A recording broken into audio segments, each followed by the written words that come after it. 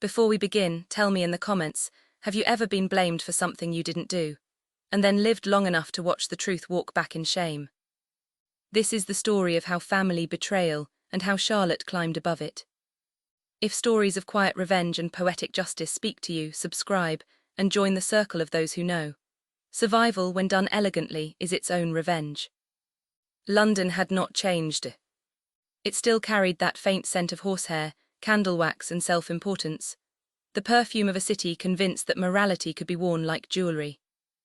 The streets glittered under a veil of afternoon mist as carriages wheeled through Grosvenor Square, their wheels cutting through puddles like polished lies. Everywhere, the chatter of the ton rippled. Who had fallen, who had risen, who was daring enough to be noticed? Miss Charlotte Fairleigh, 26 years old and recently resurrected from exile in the countryside, watched from the carriage window as the city she once ruled by reputation came slowly into view. 2 years ago, she had been the envy of London, the Fairleigh girl who'd caught Pembroke. Then came the whispers. A garden at twilight. A married lord. A scandal so elegantly phrased it sounded almost like poetry. No one ever asked for her version. In London, truth is unladylike, rumour travels faster and requires less imagination. Her mother, Lady Eugenia Fairleigh, had handled the situation with the calm precision of a general sacrificing a pawn. It's unfortunate, she'd said then, but you've always been too spirited. Best to retire quietly to the country and let Rosamond make the family proud. And so Charlotte had been sent away, not disgraced, merely inconvenient. Now, as the carriage slowed before the townhouse on Upper Grosvenor Street, she felt no nervous flutter, no desire to reclaim what she'd lost.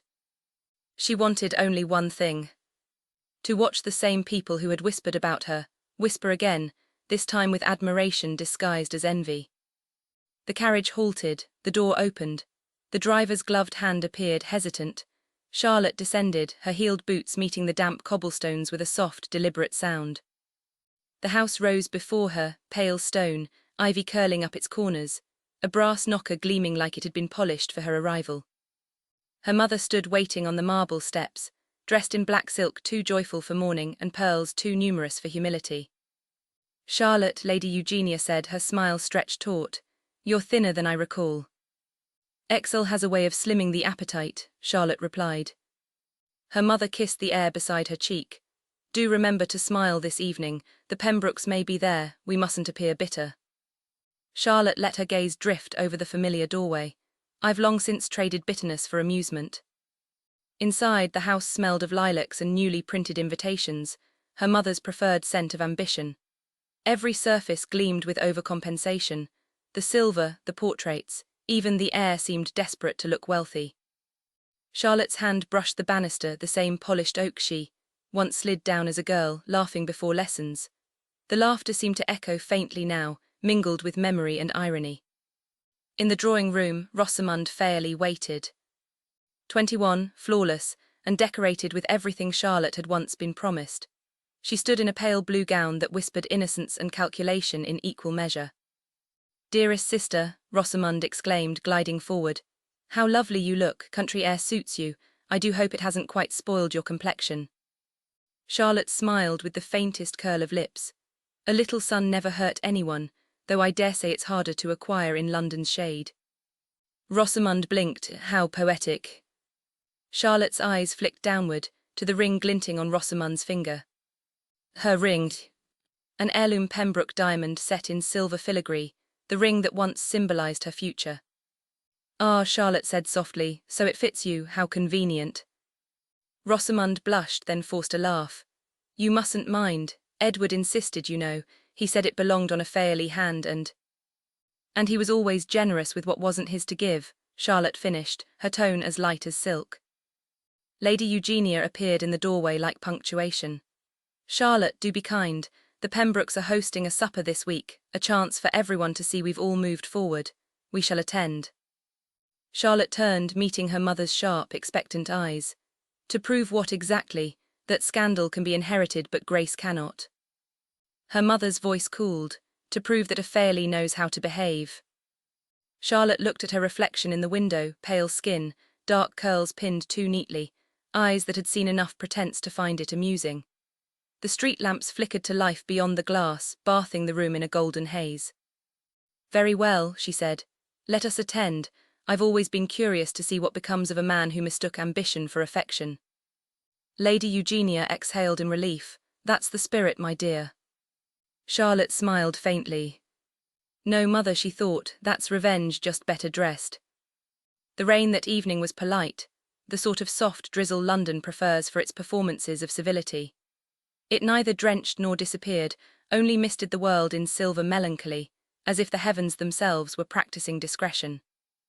Through the fog, Pembroke House rose like an accusation, white stone, iron gates and windows glowing with the warmth of hypocrisy. Inside, the chandeliers glittered so fiercely they could have been mistaken for sincerity. The scent of rose oil, beeswax and ambition mingled in the air. Servants slipped between guests like well-trained ghosts, offering champagne to people who'd long forgotten thirst but never appetite. Charlotte Fairleigh arrived precisely 35 minutes late. Not enough to be insolent, only enough to remind the room that her presence was an event. Her carriage stopped before the grand portico. The rain had dampened the street but not her spirit. She stepped down, every movement deliberate. The hem of her gown, pale ivory silk with the faintest shimmer of gold thread, grazed the wet cobblestones, catching the gaslight like a challenge. Her cloak, deep green velvet lined in satin, framed her shoulders like armor disguised as elegance. The doorman, momentarily struck, forgot to announce her. Charlotte gave him a faint smile, the kind that implied mercy could be revoked. The murmur began even before she entered the ballroom. A hum of curiosity, disbelief, and something dangerously close to admiration. "Is that? It can't be. After all that happened." Yes, after all that happened. The ballroom was a sea of silk and self-interest. Gilded mirrors reflected gossip from every angle. Laughter rippled in fragile waves that shrill. Uncertain kind, reserved for people laughing at things they don't understand. Charlotte paused at the threshold. Her gloved fingers brushed the edge of her cloak as her eyes swept the room, not hurriedly, but with the calm appraisal of a woman who had nothing left to prove and everything left to say. And there he was. Lord Pembroke. Tall, dark-haired, elegant in the way men become when born to privilege and never required to deserve it. His posture was as impeccable as his conscience was not. Beside him stood Rosamond, glowing like innocence rehearsed to perfection. The sight drew no visible reaction from Charlotte, only the faintest rise of her chin. She turned to her mother. "Shall we?" Lady Eugenia's pearls trembled faintly as she exhaled. "Remember, darling, serenity, no dramatics." Charlotte smiled. "Oh, I'm done with dramatics, I prefer theatre." Then she walked across the room. The crowd parted instinctively. Her name moved ahead of her like a rumour rediscovered. Fans fluttered, monocles adjusted, champagne paused halfway to lips. She reached the Pembrokes with the calm of a woman walking into her own myth. "Lord Pembroke," she said, her voice smooth as aged wine. "How long it's been. I was beginning to think the weather would never clear for our reunion." He stiffened, his composure flickering. "Miss Fairleigh, a pleasure to see you again." "Indeed," Charlotte said lightly. "How brave of you to admit it." Rosamond giggled, the nervous, high-pitched sound of someone mistaking tension for charm. "Dearest sister, how you tease." Charlotte turned, her gaze sliding lazily toward her sister. "Tease? Oh, Rosie, I'd never tease, you might mistake it for honesty." The music faltered ever so slightly. A few guests coughed into their gloves. Lady Pembroke's pearls quivered. Charlotte's tone remained airy, almost kind. "Your gown is exquisite, sister, so familiar I feel I've dreamt it before." Rosamond flushed. The dress was familiar, nearly identical to the gown Charlotte had worn at the engagement ball 2 years before. A little cruel, perhaps, but cruelty, Charlotte decided, was often merely truth-wearing confidence. Lord Pembroke attempted civility. "Miss Fairleigh, I'm relieved to see you well recovered." Recovered, the word struck like perfume on a bruise. "From scandal, you mean," she said, smiling faintly. "I assure you, my lord, it's a most effective tonic. Few things revive one's social health like being publicly discarded." Gasps, a stifled laugh, the sound of power subtly rearranging itself. Rosamund's eyes darted toward her mother, who had frozen mid-conversation with a duke. Charlotte almost pitied her, almost. She turned her head toward the crowd, as if bored by the exchange. Do forgive me, she said sweetly. It's simply that one learns so much about friendship when one is no longer fashionable. Laughter spread, genuine this time. Not cruel but conspiratorial, the laughter of people delighting in someone else's boldness. Charlotte had given them what society loves best, entertainment dressed as rebellion. Later, when the supper was served and conversation resumed, she moved through the room like a quiet storm, polite, poised, unrelenting. She spoke with duchesses, flirted harmlessly with a viscount and made a single toast to second chances and the rare courage it takes to offer them or accept them. Even Lord Pembroke couldn't decide whether she was thanking him or mocking him, perhaps both. By the night's end, her reputation had been rewritten, not redeemed, not yet, but rewritten. From fallen woman to fascinating woman. The kind people couldn't stop mentioning. When she finally stepped back into her carriage, the rain had softened to mist. Her reflection in the glass looked older, calmer, alive with something fierce and unspoken. Her mother climbed in beside her, tight-lipped. You were reckless, Charlotte. No, Charlotte murmured, I was remarkable. The carriage rolled forward, wheels whispering over wet stone. Outside, London glittered. Inside, Charlotte Fairleigh leaned her head back against the seat and closed her eyes, not with exhaustion but satisfaction. She had smiled. She had bowed. And she had drawn the first cut. In London, silence was never empty, it was merely waiting to be filled with gossip. By the week after the Pembroke supper, Charlotte Fairleigh's name had returned to circulation, spoken in tea rooms, murmured in carriages, whispered over embroidery hoops and brandy glasses alike. She was back, they said, and better dressed for ruin than anyone had expected. Lady Eugenia called it reckless exposure. Society called it brilliant theatre. Charlotte herself called it strategy. She knew London, its pulse, its vanity, its appetite for novelty. The same mouths that had once condemned her would soon be too busy quoting her to remember why they'd ever sneered. And so she decided to give them something worth repeating. The plan began with something small, tea. A modest gathering, just 6 women, though Charlotte knew that in Mayfair, 6 tongues could turn an afternoon into a movement. She hosted it in the Fairleigh drawing room, a space that smelled faintly of lilies and calculation. The furniture gleamed, the silver shone, and every cup of Darjeeling was poured with exquisite precision. Her mother had protested, of course. Inviting them back into our home after all that, Lady Eugenia had gasped. My dear mother, Charlotte replied smoothly, I'm not inviting them back, I'm inviting them in. There's a difference. The guests arrived, duchesses, widows, a baronet's wife, all women who lived on the delicate thrill of being first to know what shouldn't be known. Charlotte welcomed each of them with grace that was almost tender. Her voice was soft, her laughter melodic, her every gesture deliberate. They spoke of the weather, of dresses, of the scandal of Lady Barstow's new hairpiece. Then Charlotte began to steer.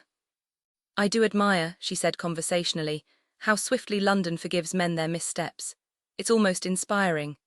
A gentleman may ruin a fortune, an engagement, even a girl's good name, and yet still be invited to supper. A murmur of delicate shock followed. Surely you do mean Lord Pembroke, one lady whispered. Oh heavens, Charlotte replied with a smile. I'd never name names, but one does wonder why virtue is expected to be so one-sided. The laughter that followed was the soft, dangerous kind, amused but edged with approval. The seed had been planted. By the end of the week, Charlotte's teas had become the most coveted invitations of the season. Her salons were whispered about in drawing rooms and written about, indirectly, in gossip columns. Miss Fairleigh's wit, one paper noted, has the precision of embroidery and the subtlety of scandal. Every remark she made was quoted, reshaped, reshared. And she never had to raise her voice. Her mother fretted. You're walking a dangerous line, Charlotte. One word too far and you'll undo yourself again. Then it's fortunate, Charlotte said, that society never hears words, only echoes, and I've learned to tune mine. One afternoon, she received a letter from Rosamond. It was written in that nervous, looping hand Charlotte remembered from childhood, a hand that trembled even when writing kindness. My dearest sister, you must cease this performance. People are talking again, cruelly. They say you mock our family at your teas. Lord Pembroke is furious. You'll destroy us all if you continue. Rosamond. Charlotte folded the letter carefully and tucked it beneath her teacup. Destroy us all. How interesting that Rosamund assumed there was still an us. That evening, as the lamps flickered across the sitting room, Charlotte looked at her reflection in the mirror. Her eyes held that same quiet fire, the one she'd seen on her carriage window the night of the supper. Revenge, she thought, didn't always require blood. Sometimes it only required an audience and the patience to let people speak themselves into ruin. The next week she held another tea. This one larger. Candied fruits, delicate porcelain, conversation sharpened like lace-edged daggers. I've always believed, she told her guests, that reputation is simply storytelling with better costumes. The room erupted with laughter, bright, scandalized, adoring. Outside, the sun slipped through the windows, painting her in gold. Inside, the game continued, and for the first time in years, Charlotte Fairleigh was winning. The portrait began, as most humiliations in society did, with the illusion of generosity. Lady Eugenia had read the letter over breakfast, her rings catching the light as though even her hands wished to glitter with consequence. Lord Pembroke, she said, in that tremulous tone of women who loved the sound of their own restraint, has written the most gracious invitation. He wishes you to sit for a portrait. A gift, he says, to restore your reputation, to help London remember you kindly. Charlotte did not look up from her teacup. The china was thin, translucent enough that she could see her own reflection tremble faintly on the surface. Restore, she murmured, such a thoughtful word, it suggests something once valuable now damaged. Eugenia ignored the barb. He means to help, darling. After all, forgiveness is the currency of the season, and this will be seen. Imagine a Fairleigh portrait in the Pembroke Gallery again. Indeed, Charlotte said, though I must confess I'm curious which version of me he intends to hang, the ruin, the regret, or the reformed sinner. Her mother exhaled sharply. Do not be flippant, Charlotte. A lady cannot afford pride when grace is being extended. Charlotte finally met her mother's gaze. And a man cannot afford grace when he mistakes cruelty for courtesy, yet here we are. But she accepted the invitation nonetheless. Because sometimes, she thought, the only way to reclaim the stage was to walk directly into the performance meant to destroy you. Mr. Archer's studio sat above a bookbinder's shop on Brook Street. High ceilings, tall windows, and the smell of turpentine mingled with old wood. The light was so precise it seemed almost moral. Lord Pembroke was already there when Charlotte arrived, dressed in dove grey and arrogance. He turned with that effortless self-assurance of a man who had never needed to apologize for anything. Miss Fairleigh, he said, with a smile that pretended at civility, I trust this will be less uncomfortable than our last encounter. Impossible, Charlotte replied softly, removing her gloves. That would require you to have changed. Mr. Archer, thin, polite, and visibly nervous, gestured toward a velvet chaise by the window. If you'll sit here, miss, a little wistfulness, perhaps, something gentle, reflective. Reflective. The word lingered, sour and sweet. Charlotte turned her head toward the window. The city beyond glittered like a lie. Wistfulness, he had said. Very well.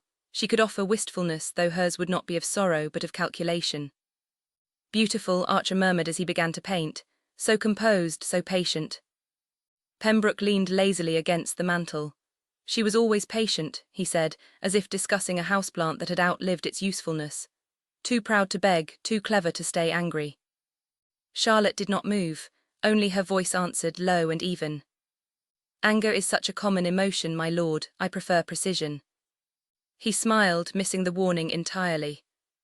The session continued for hours. Charlotte sat beneath the filtered light, her silence deliberate, her stillness regal.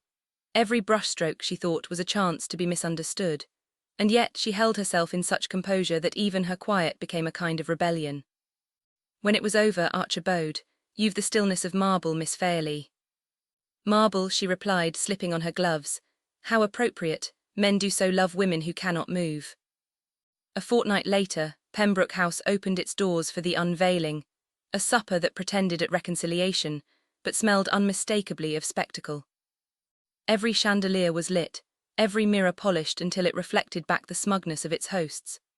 Guests drifted through the gallery in silks and murmurs, holding their gossip as delicately as their champagne. Charlotte arrived fashionably late, her gown pale lavender, the precise shade of bruises long healed. She greeted no one first. That was the privilege of those once disgraced. They had nothing left to prove. Pembroke approached her near the fireplace, smiling as if she were the entertainment rather than the subject. "Charlotte, I hope you'll be pleased with how kindly I've remembered you." "I'm certain," she said, "that you've remembered only what flatters you." Before he could reply, the artist lifted the silk drape. Gasps followed, rippling through the room like a sudden chill. There she was, or rather, a diluted echo of her. Charlotte Fairleigh as Mr. Archer imagined her, soft eyes lowered, lips faintly parted, expression contrite, a sainted sinner in silk. Repentance masquerading as grace. The whispers began almost instantly. "How angelic she looks. So forgiving of him. At last she seems to have found peace." Peace, how that word insulted her. Pembroke looked satisfied, benevolent, even as if he'd just performed a noble deed. "You see, my dear," he said quietly, "I've given you back your place." Charlotte regarded the portrait calmly. "Then I suggest," she said, "you keep it. It suits you more than it suits me." 3 days later, a new painting appeared in the window of Meryton's gallery on Bond Street. The city gathered to stare. It was unmistakably the same portrait, same pose, same setting, but subtly, devastatingly altered. Charlotte's eyes were no longer downcast, they were lifted, calm and knowing. Her mouth curved into a smile that dared interpretation. And beside her hand on the small writing desk, a crimson quill rested, its tip dipped in ink. Anyone who frequented the Pembroke estate would recognize it instantly, his hunting crest feather. The symbolism was delicious. London erupted. "What a masterpiece of satire," cried the society columns. "Miss Fairleigh has turned remorse into rebellion." "Pembroke's generosity," wrote one critic slyly, "has been repaid with something far more enduring, wit." Suddenly, Charlotte was no longer a fallen woman. She was a sensation. A symbol of elegance wielded as vengeance. Pembroke arrived at the Fairleigh townhouse unannounced, his composure in shreds. "You've humiliated me," he spat. Charlotte looked up from her book, her tone almost sympathetic. "I shouldn't think so, my lord. Humiliation requires innocence." "You twisted what I offered in kindness." "You offered a narrative," she said evenly. "I simply corrected it. Consider it editorial refinement." He stared, furious but powerless, for in this society wit always outranked wounded pride. As he turned to leave, Charlotte added, "Next time, my lord, remember, a woman's silence is not consent. Sometimes it's composition." That evening, as the city lamps flared to life and carriages murmured down the street, Charlotte stood by her window. In the distance, Bond Street still thrummed with chatter, and her portrait, the true one, glowed beneath the gallery's light. She smiled, faint and satisfied. For the first time in years, she had not been painted to please. She had been painted to exist. And in London, that was the rarest triumph of all. Scandal in London burned bright, but in the countryside it lingered. Where the city forgot in a fortnight, the shires remembered for a generation. So when an envelope arrived one grey morning at the Fairleigh townhouse, embossed with a silver crest, and tied in silk, Charlotte knew, before breaking the seal, that it was less invitation and more summons. "Lady Pembroke requests the pleasure of Miss Charlotte Fairleigh's company for a country gathering at Whitewood Hall. A weekend of music, sport, and reconciliation." Reconciliation. The word reeked of calculation. Her mother fluttered about, delighted and anxious all at once. "Oh, Charlotte, they're reaching out at last. Do you see, Lady Pembroke wishes to make peace. Perhaps they've realized." Charlotte folded the letter neatly, her expression unreadable. "Peace, mother, is never offered, it's baited." Lady Eugenia frowned. "You cannot refuse, to decline would seem vindictive." Charlotte smiled faintly. "Then let us appear generous, I'll go." And with that, she sealed her own role, not as guest, but as observer. For what better place to study hypocrisy than beneath the chandeliers of Whitewood Hall? Whitewood Hall stood like something out of a sermon, vast, stately, and certain of its own virtue. Its marble columns gleamed even in the soft drizzle, and the lawn stretched outward like a green accusation. Carriages lined the drive. Grooms hurried, dogs barked, and laughter, brittle and bright, spilled from the open doors. Charlotte stepped down gracefully, her gown of pale sage trimmed with discreet embroidery, her manner calm and detached. She was not there to charm, she was there to listen.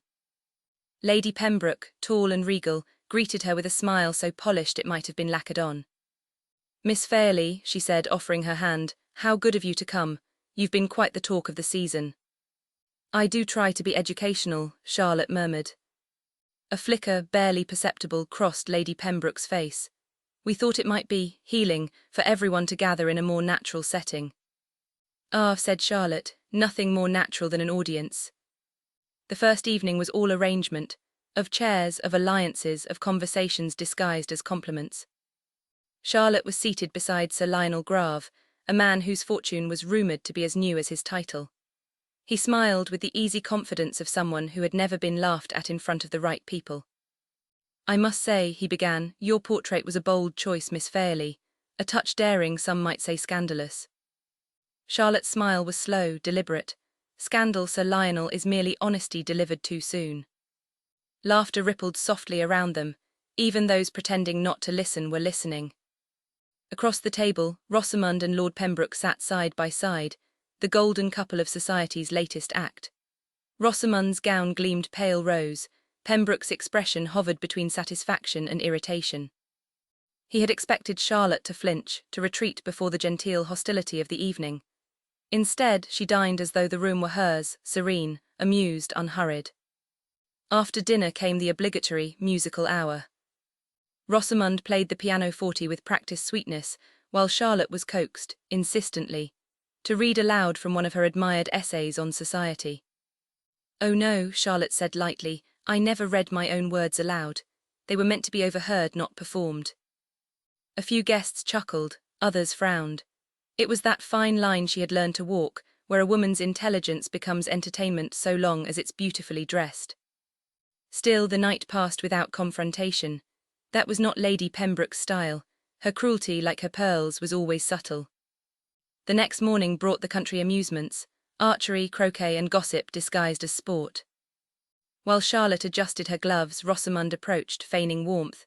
"You do look well, Lottie. I must say you've grown quite composed since London." "Experience is a wonderful governess," Charlotte replied. "She charges a fortune, but her lessons stay." Rosamond's smile faltered. "Still fond of your little jests, I see. You always did need an audience." "And you always needed a script," Charlotte said softly. "It must be tiring playing sweetness for applause." Rosamond's eyes flashed, the first honest emotion of the morning. "You think everyone's beneath your notice now, but do you know what people are really saying about you?" "Oh, I insist you tell me." "They say you're trying to entangle Sir Lionel, that your teas and portraits were nothing but a campaign for a new title, that you came here to secure him." Charlotte smiled, that quiet, devastating smile that never reached her eyes. "Then I do hope they're right. It would be dreadful if I came only for the company." Rosamond blinked, thrown off balance. She hadn't expected composure to sting so elegantly. That evening, during supper, Lady Pembroke rose with a gracious little speech. "Friends," she began, her voice smooth as cream, "it delights me to see harmony restored. Miss Fairleigh's presence here is proof that time heals even the deepest misunderstandings." The table murmured polite approval. But Lady Pembroke continued, eyes glinting, "I must also thank her for reminding us that a lady's true grace lies in knowing when to move on." It was a dagger, one wrapped in etiquette. Charlotte could feel every gaze turned toward her, waiting to see if she would bleed. She lifted her glass. "Indeed," she said gently, "and a gentleman's true grace lies in knowing when not to chase what has already moved beyond him." A beat of silence, then laughter, the kind that tastes of admiration and scandal all at once. Lady Pembroke's smile trembled, but only for a moment. Charlotte sipped her wine, calm, poised, invincible. Later, as carriages rattled in the moonlit courtyard and music drifted from the drawing-room, Charlotte lingered on the terrace, alone with the cool air. Below in the manicured gardens, Rosamond's laugh carried faintly, too bright, too brittle. Pembroke's voice followed, low and coaxing. Charlotte closed her eyes, the night wind lifting the ends of her shawl. She felt no triumph, not even relief, only a quiet, elegant satisfaction. Because at Whitewood Hall, surrounded by people who thought they were studying her downfall, she had made them reveal their own. She turned to re-enter the ballroom, her reflection flickering briefly in the tall glass doors, composed, enigmatic, and finally in command of her own myth. As the music swelled, she smiled to herself. Let them talk, I write the dialogue now. If London was the stage for polite lies, then the countryside masquerade was its opera, grand, glittering, and faintly ridiculous. At Whitewood Hall, preparations for the event had begun days in advance. Servants scurried through corridors with bolts of silk and trays of gilt masks. The air itself seemed perfumed with anticipation, and something sharper, the faint tang of malice disguised as excitement. Lady Pembroke had declared the theme to be virtue and vice. A choice so pointed, it was practically a confession. Charlotte had smiled when she read it on the invitation card. How thoughtful of her, she'd murmured. She made my attendance symbolic. The night of the ball unfurled in candlelight and silk. Carriages lined the long gravel drive, their lamps glowing like amber eyes. Music spilled from the open doors, violins, laughter, and the low hum of gossip. Charlotte stepped down from her carriage and drew the mask across her face. A delicate creation of black lace traced with silver, light enough to conceal nothing yet mysterious enough to suggest everything. Her gown was deep midnight blue, understated but arresting, a rebellion wrapped in elegance. Miss Fairleigh, a footman murmured as he announced her name, as virtue, I presume. Charlotte's lips curved. I find it more interesting not to specify. Inside, the ballroom shimmered. Chandeliers dripped with crystal, masks glittered like secrets, and laughter rang with the brittle delight of those pretending to forget their debts and indiscretions for an evening. Sir Lionel approached first, predictably. He wore a golden mask shaped like a lion's mane, unsubtle, expensive, and entirely him. Miss Fairleigh, he said, offering his arm, you've outshone the room.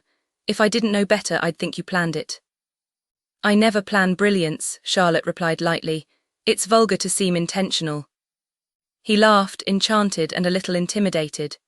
There's talk, he added, lowering his voice, that Lord Pembroke intends to make an announcement tonight. Is there? Her tone was mild, but her pulse sharpened. What sort of announcement? Something about reconciliation. His wife's idea, I believe, to put the past to rest. Charlotte smiled faintly. How generous, the dead are always flattered by such gestures. As the orchestra struck the opening waltz, masks turned and bowed, ribbons fluttered, and the air seemed alive with artifice.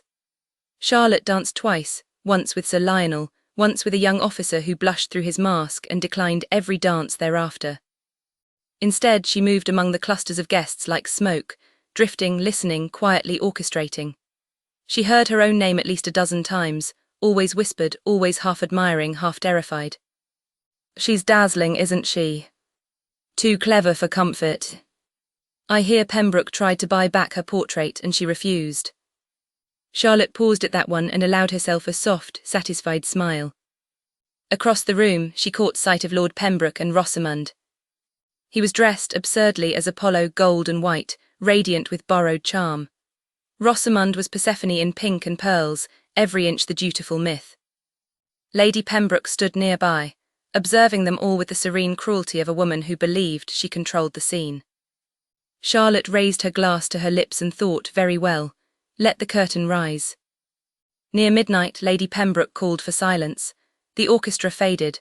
Masks tilted expectantly toward the dais where she stood, radiant and commanding. My friends, she began, what joy it is to see harmony restored.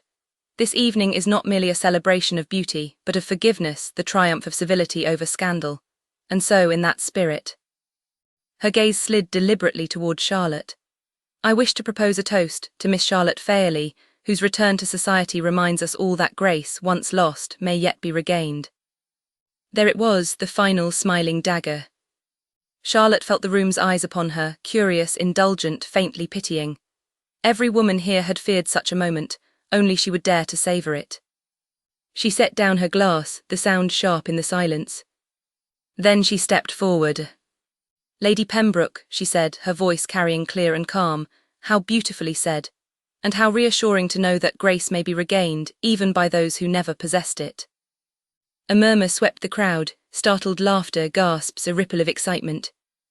She continued, her tone light as silk. I must confess, when I received your invitation, I feared it might be awkward. After all, reconciliation is such fragile theatre. One wrong line and the whole scene collapses. Rosamund's colour rose beneath her jewelled mask. Pembroke's jaw tightened. Charlotte smiled sweetly. But tonight, she went on, I see that society has changed. We no longer condemn women for their wit, nor for surviving the follies of men.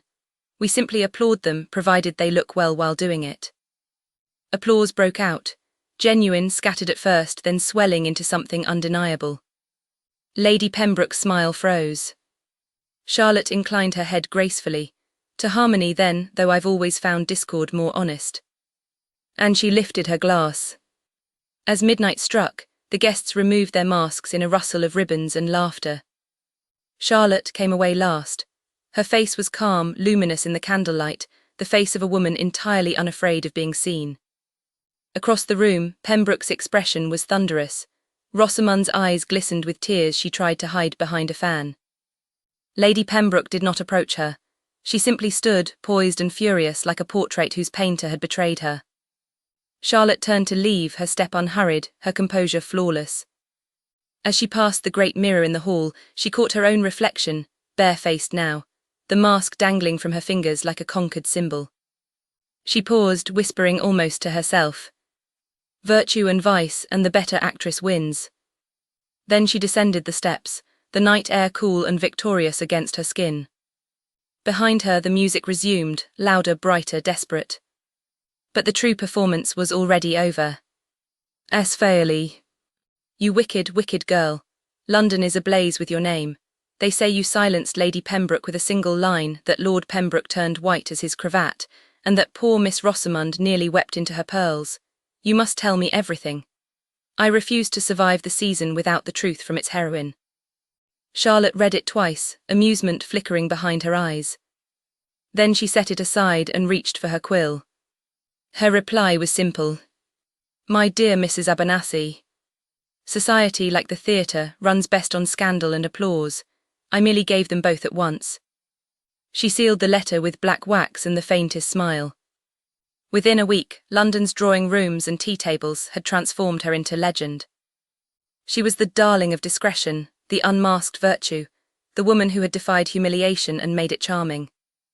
The same people who had once refused her invitations now begged for her presence. One baroness offered to host her private reading of poetry. A publisher hinted at a memoir. A painter requested her portrait, claiming he wished to capture the woman who redefined scandal. And through it all, Charlotte remained serene. She accepted tea, declined interviews, and smiled in that unbothered way that infuriated everyone who'd once pitied her. Back in the countryside, Lady Pembroke's composure cracked under the weight of whispers. Her masquerade, meant to restore her family's name, had instead immortalized their folly. A columnist in the Illustrated Review published a biting essay titled Of Masks and Manners, describing a certain lady of rank undone by her own stage. Everyone knew who it meant. Rosamund, once radiant with entitlement, now avoided every gathering. Lord Pembroke, humiliated, was rumoured to be liquidating a portion of his estate, a discreet euphemism for paying off those who knew too much. And still Charlotte did nothing. No letters. No appearances. Just silence and her growing legend. Then one morning a different kind of letter arrived. The envelope was thick, the handwriting refined and unfamiliar. The seal bore the crest of Lady Fairfax, one of London's most influential hostesses, known for her salons where poets, politicians and provocateurs drank brandy and tore reputations apart for sport. Charlotte read it slowly. My dear Miss Fairleigh, you have been the talk of my drawing room for weeks, and I confess I am curious. I find myself longing to meet the woman who made a scandal sound like philosophy. You are invited to my next gathering in London. Come as yourself, the masks have grown tiresome. Charlotte traced her fingers over the words. A small, knowing smile curved her lips. The invitation was more than social, it was symbolic. She was being welcomed not as an outcast, but as a new authority on society itself. Poetic, she murmured, rising from her seat. Lady Pembroke's stage became my entrance hall. That evening she walked the garden paths behind Ravenhurst, her shawl drawn tight against the chill. The trees rustled with late autumn wind, and somewhere in the distance, a church bell tolled. There was no triumphal music, no fireworks, only the quiet satisfaction that her revenge had unfolded without a single shout, blow, or tear. Her family's betrayal had once broken her heart. Now it had become her material. Charlotte stopped before the lake. The surface was still, reflecting the faintest outline of her figure. "Forgiveness," she whispered, "is for those without imagination." The wind caught her hair. Somewhere in London, invitations were being written, rumours rewritten, and Miss Charlotte Fairleigh, the woman once ruined, was becoming a social myth. London had never been kind to women who returned from scandal, which made its sudden infatuation with Miss Charlotte Fairleigh all the more delicious. The gossip columns called her the unflappable muse of manners. Poets referenced her in verses about the grace of the fallen who refused to stay fallen. And Lady Fairfax's salon, that kingdom of clever tongues and sharper wit, had named her guest of honour. It was as though society had forgotten what it had done to her, or perhaps worse, remembered and admired her for surviving it beautifully. The Fairfax townhouse gleamed that night, 3 stories of marble, music, and murmuring guests. Candelabras flickered against mirrors, so large they made the room seem infinite, a maze of reflections and false impressions. Charlotte arrived in pale silver, the shade of moonlight and restraint. Her gown shimmered softly rather than sparkled, elegant, understated, and impossible to ignore. She wore no jewels, only a single pearl at her throat, a quiet refusal of extravagance, and therefore the boldest statement in the room. When she entered, conversation faltered just slightly. It was the pause of recognition, admiration, and something like guilt. Lady Fairfax herself approached with a smile like tempered steel. "My dear Miss Fairleigh," she said, "London has been quite undone waiting for you." Charlotte curtsied lightly. "Then I fear I've arrived too late. I do prefer it intact." Laughter rippled. The ice melted instantly, her wit, her poise, her ease turning tension into theatre. As the evening unfolded, Charlotte found herself surrounded by men who once would not meet her eye, and women who now hung on every word. She spoke little of her past, but when pressed, she replied with the sort of remark that lingered in the air like perfume. "Scandal," she said at one point, "is merely society's way of confessing its envy." Forgiveness, she mused later when a politician asked her opinion on it, a fine thing for sermons but rather poor entertainment. Each answer was a duel dressed as a witticism. Each laugh a surrender. By midnight, Lady Fairfax leaned close to a guest and whispered, "She speaks as if she wrote the rules herself." The guest replied softly, "Perhaps she did."